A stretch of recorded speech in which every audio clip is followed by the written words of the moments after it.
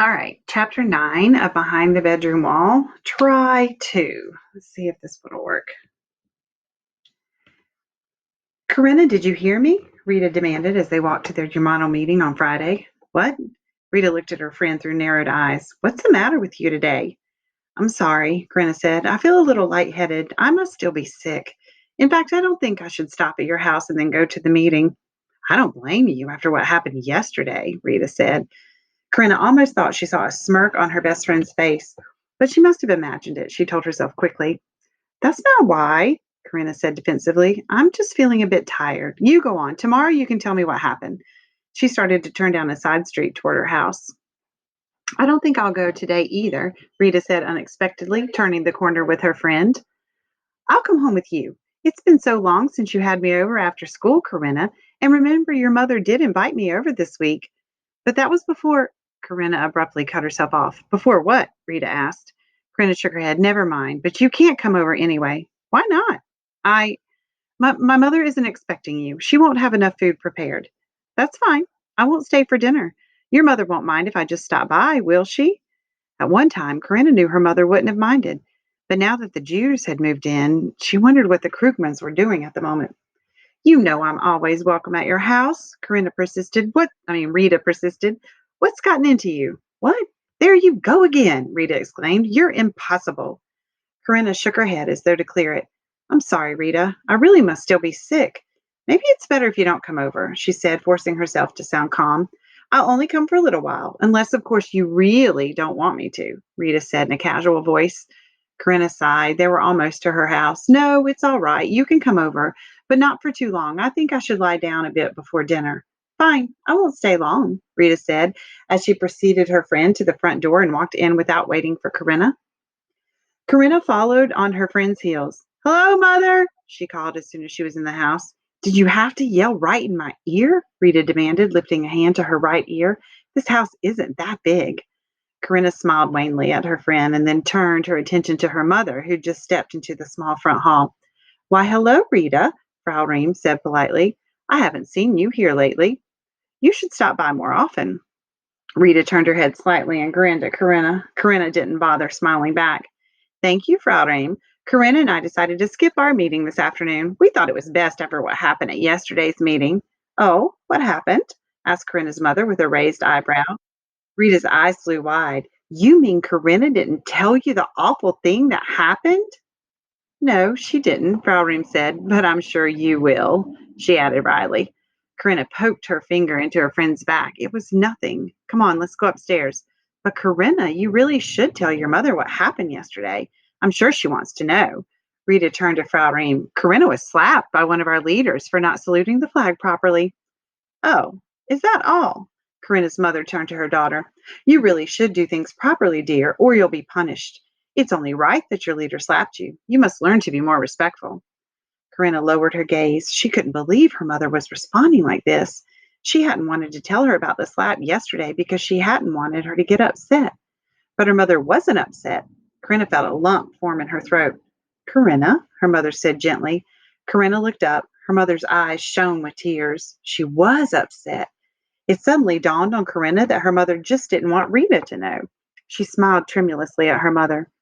You're right, Mother, she said evenly. I was just tired from not feeling well these last few days. It won't happen again, I promise.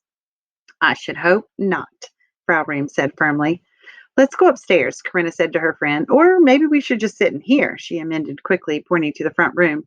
She didn't want to chance Rita hearing any mouse noises from behind her wardrobe. Rita shook her head. No, let's go up to your room. Corinna reluctantly led her friend up the stairs. In Corinna's room, Rita said, I thought your mother would get upset about the slap. Then why did you tell her? Corinna asked loudly as she purposely dumped her book bag noisily against the wardrobe. She hoped the Krugmans could hear her talking to Rita and would keep quiet. I just thought she ought to know. You are her daughter, after all, Rita said defensively. Next time, let me do the telling, Corinna said, unable to keep the anger from her voice. Sorry. Corinna glanced at her friend. She didn't look sorry. Oh, forget it. Where's your kitten? Rita asked. Corinna froze. She'd forgotten about the kitten. Where was she? With Rachel? Here, kitty, Rita called, leaning down and looking under Corinna's desk. No, don't do that, Corinna said quickly, fearing she'd hear a soft meow coming from behind the wardrobe. She doesn't answer to that. She'll come out when she feels like it. Rita frowned. Where does she hide? Can we go look for her? Corinna tried to sound enthusiastic. Sure, let's try downstairs. She loves the kitchen. She knew they probably wouldn't find the kitten anywhere except behind her wardrobe, but at least she was getting Rita out of her room and away from the Krugman's hideaway. The girls found Corinna's mother in the kitchen. Mother, have you seen my kitten? No, I haven't, dear, but let me help you look. I'll search upstairs, Frau Rehm said quickly, hurrying out of the room. Haven't you named your kitten yet? Rita asked. Not yet. I can't think of a good name, Corinna said, making a show of looking for her kitten behind the stove. Rita stopped to look under the kitchen chairs. Here she is, Frau Rehm called from the top landing. Corinna followed her friend up the stairs. So she was up here after all, Rita said, taking the kitten from Frau Rehm's hands. Thank you, Mother. Corinna's mother squeezed one of her daughter's hands as they passed each other on the stairs. She's cute, Rita said begrudgingly, tickling the kitten on the stomach. The kitten kicked and clawed with her sharp nails. Ouch, Rita exclaimed. She yanked her hand away from the kitten's grip. She tried to bite me. Corinna smiled, taking the animal from Rita. She's just playing. She scratched her pet behind the ears. Rita moved to sit on the edge of the bed as Corinna continued to stroke the kitten. My parents are the enemy, Rita read out loud. Corinna's head jerked up. Her hand reached forward to grab the black notebook from Rita's hands, but she wasn't quick enough. She had left the book under her pillow. What does this mean? Rita asked, standing on the bed to hold the book above Corinna's reaching hand. Corinna's heart leapt to her throat. Nothing. It means nothing. I was just mad at my parents one day. I don't even remember why. Rita jumped off the bed and hid the black book under Corinna's pillow, back under Corinna's pillow. Better watch what you write, she warned. If a Yamato leader read that, she'd ask you a lot of questions. Of course, I believe what you just told me, but a leader might not. Rita's eyes darted around the room. Was it Corinna's imagination, or did her friend's eyes rest a little longer on the wardrobe than on anything else? Corinna was glad when Rita said she had to go home. Don't tell anyone about what I wrote, Corinna said. She wasn't ready to turn her parents in yet. Rita paused at the doorway. I won't. Your secret's safe with me. Then she raced down the stairs and out the front door. When she was sure Rita was gone, Corinna tore the page out of her black notebook and put the book in her bag. She took the page and ripped it into tiny pieces, trying not to think about what she was doing. After dinner, Corinna sat down at her desk and tried to do her homework.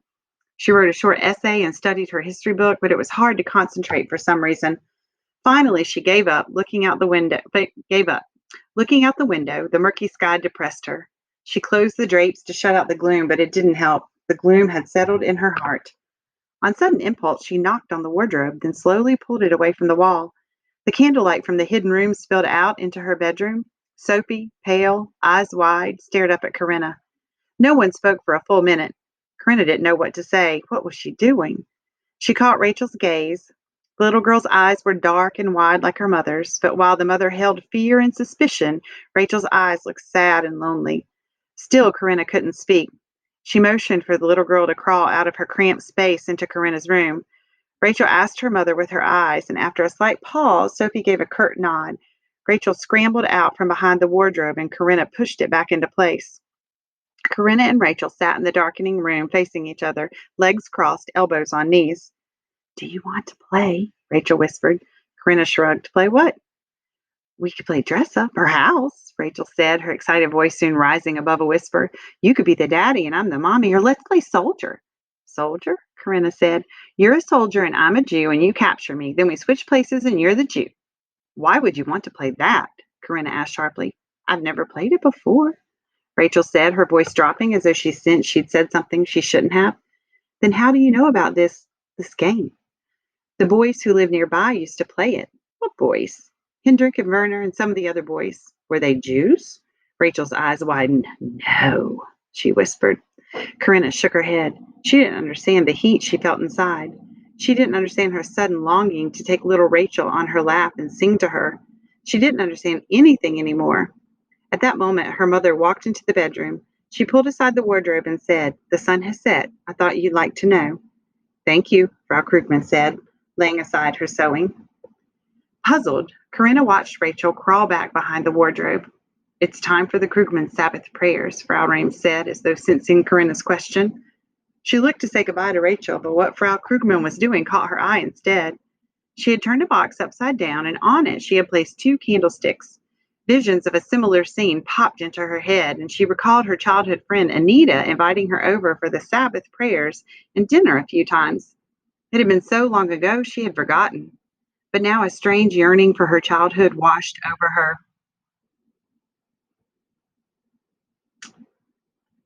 How simple it had been then, with Anita Schneiman as her best friend, and nothing more to worry about than whether her dolls had enough to eat and if Papa would tell her a story after supper. The Krugmans now stared at the candles, waiting to be left alone. Quietly, Corinna pushed the wardrobe against the wall, shutting out the soft sound of the melodic Hebrew prayers. All right, your turn. Send your answers to these questions any way you'd like. You could video yourself, you could take a picture. But if you type them to me, like so many of you are doing, which is fine, please make sure you're answering in complete sentence form. Some of you are not, and I don't really understand your answers to my questions. So, number one, what do you think of Rita's time at Corinna's house? Number two, what are your thoughts about Corinna knocking on the wardrobe and asking Rachel to come out? And three, tell me anything you want to about any character so far.